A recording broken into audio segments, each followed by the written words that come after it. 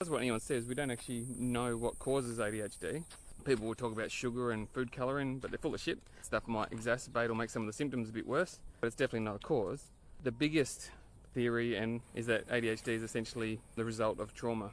And when they're talking about this, what they mean is that someone in your family or some people in your family at some stage have gone through some traumatic events and haven't ever come to a bit of a regulated state after that. They've never gone through that experience.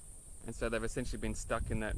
Think about it, if it was fight or flight, whatever it was, if that's where they've been stuck, eventually that's altered the genes getting passed down through the family.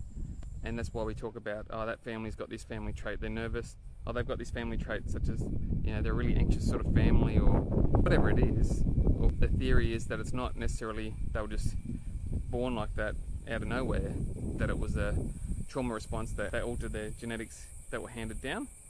And then when you think of a lot of these sort of flight or fight responses, they're very similar to the diagnostic criteria for things like ADHD and how they present. And so it's not that ADHD isn't real, it's just that it's maybe the result of other things, not just something that miraculously just developed, if that makes sense.